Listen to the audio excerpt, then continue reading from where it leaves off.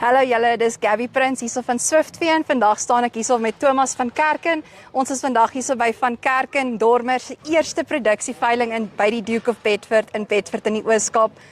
Tommy, die senuwees is nou weer Dis nou verby. Dis nou verby. Ja. Nee, ek dink ons het 'n uitstekende veiling gehad. Ek was baie tevrede met die aanbod en die kwaliteit en die komplimente wat ook van die ouens afgekom het. En ek voel elke ou het sy dier gekry wat hy wou gehad het teen 'n billike prys en ek is tevrede met die pryse, die kopers is tevrede met die pryse. En ja, ek sien uit en dankie vir die Swiftwee span. Ek dink julle het great gedoen. Elke aanlyn beheer wat daar was, dankie vir julle ondersteuning ook op die dag. Ons waardeer julle regtig baie. Ja nee Tommy, baie dankie dat julle ons ook gebruik het om ook julle eerste veiling saam met julle deur te bring.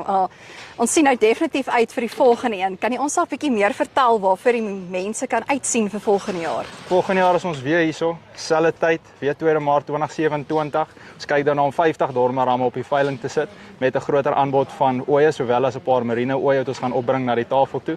So ja, die wat hierdie jaar hier was nie, asseblief kom. Julle het uitgemis, maar volgende jaar is daar weer 'n geleentheid.